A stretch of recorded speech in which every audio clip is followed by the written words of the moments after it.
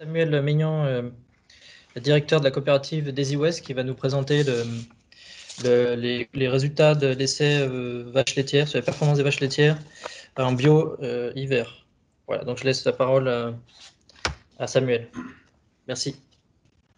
Donc, bonjour à toutes et à tous. Donc, je vais donc, comme l'a dit Baptiste, vous présenter les résultats d'un essai d'apport de luzerne déshydratée sur des rations hivernales en vaches laitières en agriculture biologique. Donc, attendez, il y a des petits pointeurs, voilà. Donc, pourquoi a-t-on réalisé cette étude avec la Chambre régionale d'agriculture de Bretagne? On constate que nous avons un fort développement de la production de lait biologique depuis 5 ans. Il y a une multiplication des conversions pour produire de plus en plus de lait en agriculture biologique. Et on constate que selon les élevages, et surtout les stratégies des éleveurs, certains vont rechercher de l'autonomie fourragère coûte que coûte, quitte à sous-alimenter les animaux ou avoir des rations déséquilibrées. D'autres, en liaison avec les cahiers des charges de leur laiterie, vont plutôt rechercher une alimentation d'origine 100% française, également pour l'achat des complémentaires que l'on a besoin pour l'équilibre des rations. Et enfin, une troisième catégorie qui va rechercher la performance animale et également la performance économique du système. Donc, hop là, ça ne défile pas. Si, c'est bon, c'est parti. Donc, la problématique, pour essayer de répondre à ces trois questions, on a essayé de travailler, voir l'intérêt de l'apport de luzerne déshydratée sur des rations à base 1 tiers d'ensilage de maïs, 2 tiers d'ensilage d'herbe précoce. Et on a travaillé avec la Chambre d'agriculture sur la station expérimentale de Trévarez pour mesurer l'intérêt de rééquilibrer les rations en énergie et azote sur les rations hivernales et aller dans un deuxième temps voir l'intérêt économique que l'on avait pour aller sur ce type de ration. Donc, pour ce faire, nous avons conduit un essai pendant 3 mois sur l'hiver 2018-2019, donc à Trévarez, au centre Finistère, avec 2 lots de 20 vaches sur un troupeau bio. Donc, comment s'est déroulé l'essai? Nous avons eu 3 périodes. Une première période que l'on appelle la pré-expérimentation qui a duré 2 semaines, de manière à mettre les animaux en lot. Une période d'expérimentation qui a duré 9 semaines, du 12 décembre au 12 février.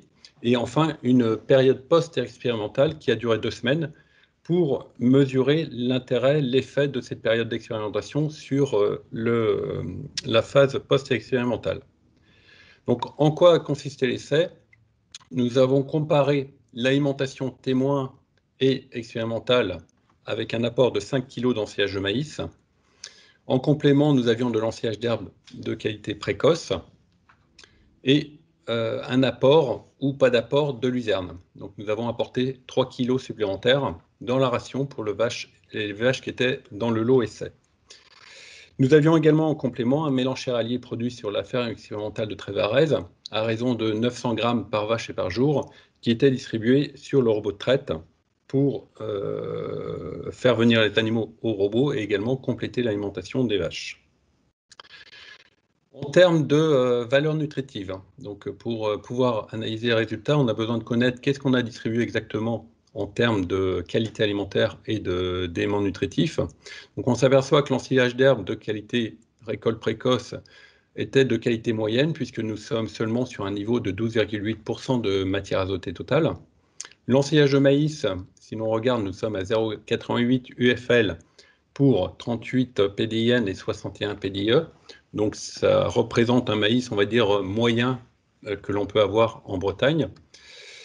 La luzerne, donc l'objectif était de distribuer de la luzerne sur une valeur azotée à 18%. Donc vous constatez, les analyses qui ont été réalisées sur le lot livré étaient à 18,3%.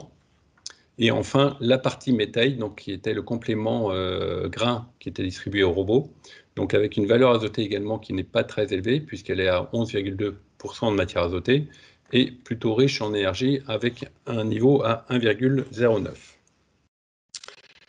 Donc, qu'est-ce que l'on a constaté? Le premier constat, c'est que l'apport de 3 kg de luzerne par vache et par jour s'est traduit par une augmentation de l'ingestion des animaux. Nous n'avons pas constaté de substitution fourrage et on constate que les animaux en phase pré-expérimentale du lot essai étaient à 18,7 kg et du lot témoin était à 18,2 kg, donc un niveau proche en termes d'ingestion. Pendant la phase expérimentale, le lot témoin a chuté à 15,8 kg d'ingestion par vache et par jour, alors que le lot expérimental est monté à 19,2 kg.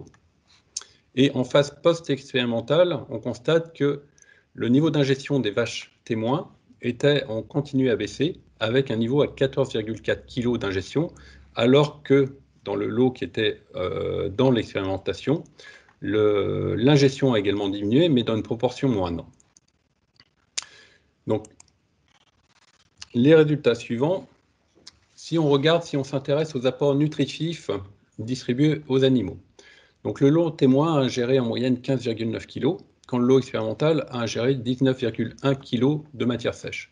Donc ça se traduit automatiquement par une quantité d'énergie, qui est traduite par les UFL, une quantité ingérée supérieure pour le lot expérimental, et un meilleur équilibre au niveau des PDIE et PDIN, puisqu'on est à 69 pour les PDIE et PDIN, et un meilleur rapport PDIN sur UFL, puisqu'on a un niveau à 87.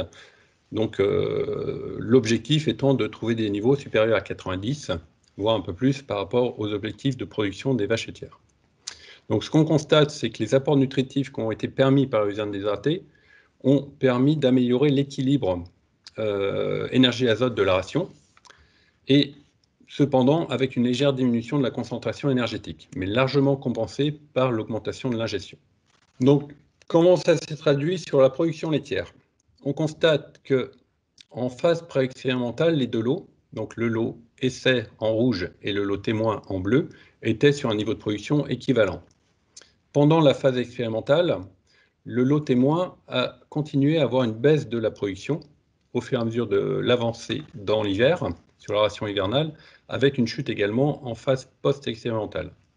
Alors que l'essai, le lot qui a reçu les 3 kg de luzerne, on a eu une légère augmentation de la production laitière et un delta qui s'est maintenu pendant toute la durée de l'essai, y compris dans la phase post-expérimentale où les animaux ont continué à produire un peu plus de lait avec un niveau de plus 1,3 kg par vache et par jour. Si on s'intéresse à la composition du lait, donc le TB et le TP, on s'aperçoit que sur le TB, donc le graphique ici à gauche, entre le lot expérimental et le lot essai, nous avons peu d'effet du changement de régime. Alors que sur la partie TP, taux protéique, on s'aperçoit que le lot qui a reçu la luzerne déshydratée a un niveau de protéines plus élevé dans la composition du lait. Donc ces résultats corroborent les essais qui avaient été faits il y a quelques années par l'INRA, sous les travaux de Jean-Louis Perrault, qui montraient que l'apport de luzerne déshydratée permettait de maintenir, voire diminuer le TB et augmenter le taux protéique. Malheureusement, dans cet essai mené à Trévarez, donc probablement lié à le faible effectif et la durée de l'essai, ce delta n'est pas significatif. Le troisième élément que l'on a regardé, on a essayé de s'intéresser à la santé des animaux. Sur un essai comme celui-là qui est assez basique, on ne peut pas entrer dans les détails et quand on parle de santé animale, il y a beaucoup de facteurs qui peuvent rentrer en ligne de compte. Néanmoins, l'élément qui était intéressant de mesurer, c'est le poids des animaux avec, comme vous le constatez sur ce graphique, puisque les animaux étaient pesés chaque jour ou à chaque passage au robot de traite, on s'aperçoit que les animaux qui étaient témoins, qui n'ont pas reçu la luzerne, ont connu une perte de poids assez importante sur la période hivernale, puisqu'on est passé de 585 kg en moyenne à 520 kg 3 mois plus tard. Alors que les animaux qui ont reçu la luzerne déshydratée, donc dès lors qu'ils ont eu le régime supplémenté avec 3 kg de luzerne, ont connu un palier, voire une reprise de poids, puisqu'on est descendu à 560 kg pour remonter à 570 kg, et le poids, donc, qui a également une perte de poids suite à la phase post-expérimentale, puisqu'il n'y a plus de complément. Néanmoins, il est important de noter qu'entre les animaux témoins et les animaux du lot essai, nous avons pratiquement 30 kg de poids vif différents entre les deux lots, seulement avec l'apport de 3 kg de luzerne supplémentaire. Donc, Si on résume sur la partie expérimentale, on constate que l'apport de luzerne a permis plus de lait en phase expérimentale et post-expérimentale, une tendance à maintenir, voire augmenter le TP, et également une meilleure tenue du poids des animaux. Donc la deuxième partie de l'essai visait à voir l'intérêt économique de cette supplémentation. Donc pour ce faire, les résultats de la période expérimentale a été évalués dans les conditions de la ferme expérimentale de Trévarez, avec les coûts de matières premières de la ferme, et en tenant compte uniquement des éléments significativement différents, c'est-à-dire le gain de production laitière.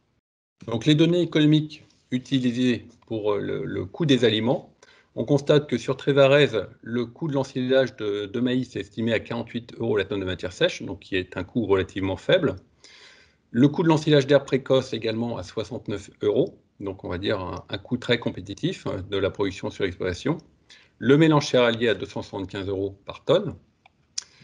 Le coût des concentrés achetés, c'est-à-dire la luzerne déshydratée, donc arrivé dans le centre Finistère, était à 304 € sur l'hiver 2018-2019.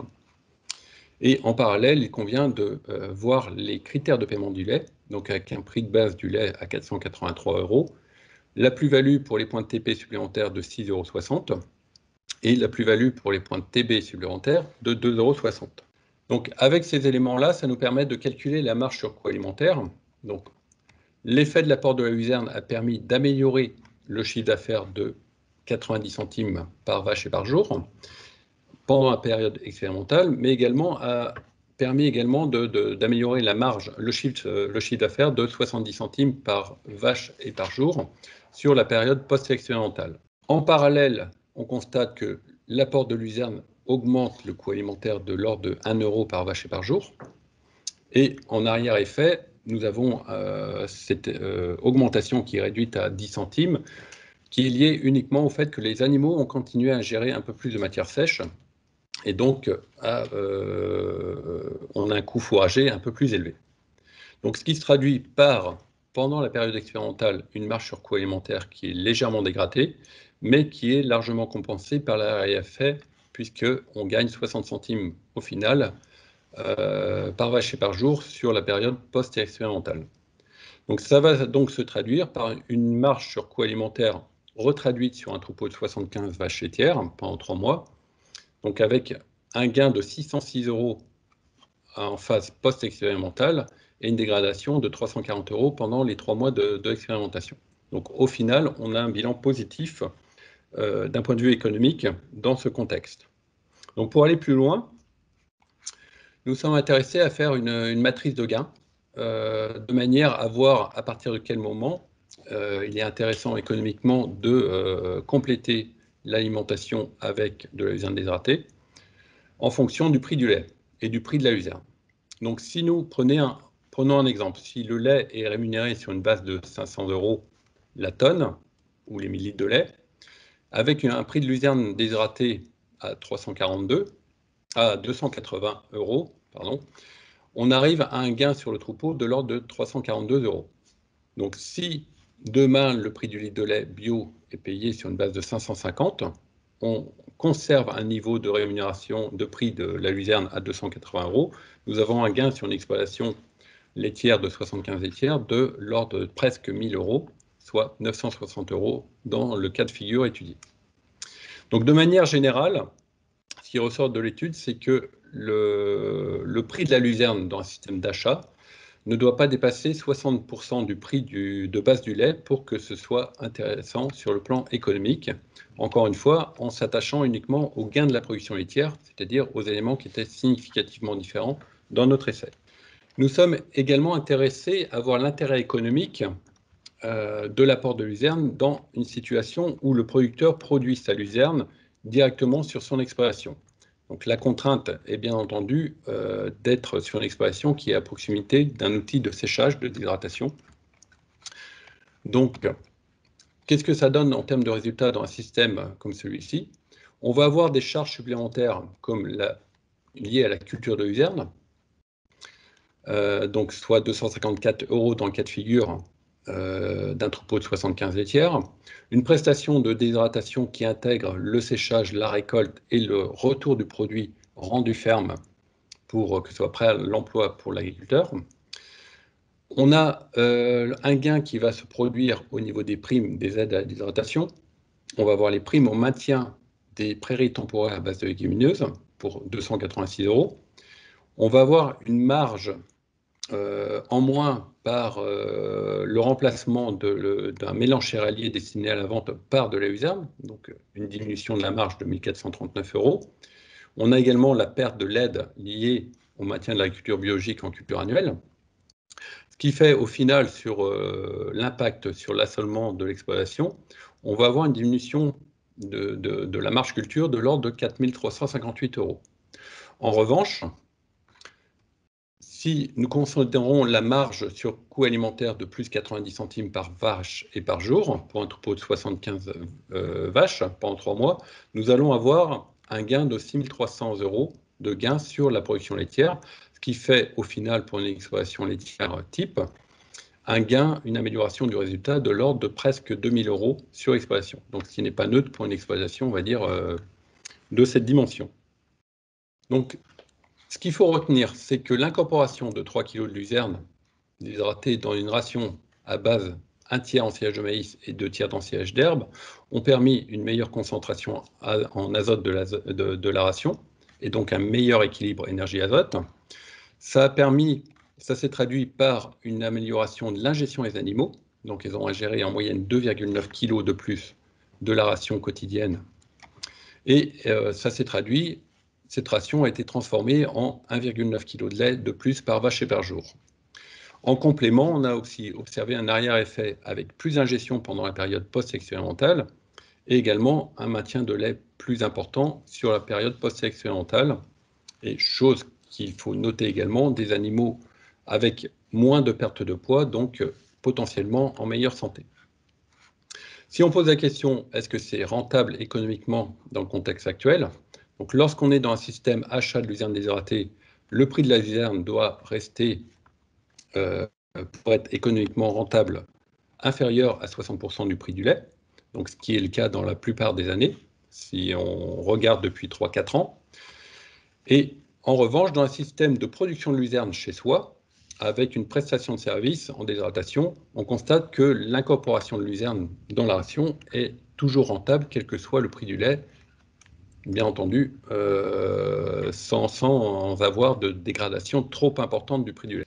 Donc, en conclusion, on s'aperçoit que la luzerne déshydratée représente une solution économiquement intéressante pour produire du lait biologique, avec, pour répondre aux questions qui étaient posées en préambule, c'est une ration qui est 100% d'origine France, et également dans les conditions où on peut faire déshydrater sa luzerne, on remplit la condition également d'un système 100% autonome. Donc la luzerne déshydratée permet, dans ce cadre-là, de répondre aux enjeux agronomiques du fait de la qualité de la culture de légumineuses intrinsèque à la luzerne, et également les enjeux environnementaux et climatiques qui se présentent à nous et qui font partie des projets de la filière d'aller plus loin sur ce volet. Donc je vous remercie pour votre attention et maintenant s'il y a des questions. Donc, merci Samuel. Nous avons une question concernant le prix de prestation. Alors j'imagine que c'est le prix de prestation de la déshydratation. 154. Donc le prix de déshydratation qui a été pris dans la simulation, donc c'est un prix de prestation qui englobe, on va dire, les travaux de suivi culture, fauche, récolte, transport, déshydratation, retour du produit. Nous sommes sur un prix moyen à 154 € la tonne rendu exploitation, la tonne de produit brut. Alors j'ai une autre question là, concernant l'intérêt de la déshydratation d'un produit déshydraté comparé à si on avait utilisé un produit enrubanné par exemple. Oui. Comment dire? C'est vrai que l'enrubanage se développe de façon assez importante. En revanche, on ne parle pas du même produit. je verrai deux différences. Donc, la première différence, c'est que vous le voyez dans l'essai même, puisque entre un enrubanage de luzerne ou un ensilage de luzerne, pour moi, je considère que c'est deux produits très proches. La valeur d'encombrement de l'enrubanage ou de l'ensilage est nettement supérieure à celui de la luzerne déshydratée en bouchon. L'UEL, donc l'unité d'encombrement lait pour l'enrubanage, est proche de 1, voire 1,1, quand celui de la luzerne déshydratée est plutôt autour de 0,55, 0,6. Donc ça se traduit effectivement, si vous regardez l'intérêt de la luzerne déshydratée dans l'essai actuel, c'est que l'on a augmenté l'ingestion des fourrages et que les animaux ont transformé cette ingestion supplémentaire en lait. Si vous complétez avec un enrubanage, l'animal sera tout de suite bloqué par sa capacité d'ingestion et on ne va pas améliorer, on ne va pas trouver la production laitière supplémentaire. Ça, c'est le premier élément. Et le deuxième élément, je pense, est à chercher aussi de l'effet tannage de protéines que l'on va avoir sur de la luzerne déshydratée, que l'on n'a pas sur de la luzerne ensilée ou conservée sous forme acide, hein, que ce soit ensilage ou enrubanage. Donc, qui va améliorer l'équilibre et le fonctionnement de la panse avec un peu plus de PDIA. Et donc, ça permettrait également, cette hypothèse, d'expliquer les résultats que l'on observe dans l'essai avec un arrière-effet où les animaux continuent à ingérer un peu plus après l'essai du fait d'un meilleur fonctionnement métabolique au niveau de la panse des animaux. Donc, merci Samuel. J'ai une autre question concernant dans l'essai l'arrière-effet qui a été observé. Comment expliquer cet arrière-effet? Comment expliquer cet arrière-effet? J'ai en partie répondu sur la question précédente. Pour moi, les animaux, quand vous voyez une perte de poids aussi importante en période hivernale, ce qui est malheureusement certaines pratiques courantes chez les éleveurs qui veulent absolument rester 100% autonomes sur l'exploitation, on a des animaux qui ont, en période hivernale, qui sont sous-alimentés. Donc, la sous-alimentation, l'animal va prendre dans ses réserves au départ pour produire du lait et également assurer son entretien métabolique. Mais à partir d'un certain seuil, les animaux vont se dégrader en termes de santé et avec une dégradation du fonctionnement de la panse. Donc, qui dit dégradation du fonctionnement de la panse, les aliments qui vont être dans la panse vont se dégrader plus lentement et c'est un cercle vicieux puisqu'on va dégrader encore plus l'ingestion des animaux. Donc, si on a une période expérimentale qui a duré 2 mois, cette période a permis d'améliorer ou de maintenir un fonctionnement de rumen plus performant et qui se traduit par également une meilleure digestion et digestibilité des aliments en période post-expérimentale. Donc voilà, est-ce qu'il y a d'autres questions? Est-ce qu'on a amélioré, voilà, j'ai une autre question qui vient d'arriver. Oui. Est-ce qu'on a amélioré la reproduction chez la vache pendant l'essai? Enfin, la question de la reproduction, un essai de 2 mois ne permet pas de voir si on améliore la reproduction des animaux. Néanmoins, un animal, avant de se reproduire, a besoin de satisfaire ses besoins, c'est les bases de la zootechnie, a besoin de couvrir ses besoins pour l'entretien et également pour la production laitière et va se reproduire dans un troisième temps. Donc on peut supposer que dans la mesure où les animaux ont perdu moins de poids, les animaux devraient pouvoir se reproduire plus facilement. Donc peut-être retour intervalle vélage première IA plus court, ou bien meilleure fécondité. Mais encore une fois, c'est une supposition par rapport à l'état de santé et l'état corporel des animaux, mais l'essai n'a pas permis de valider ce résultat. Encore une fois, la reproduction, c'est un sujet qui est très très complexe et qui nécessite on va avoir beaucoup de facteurs qui vont intervenir sur ce critère de reproduction.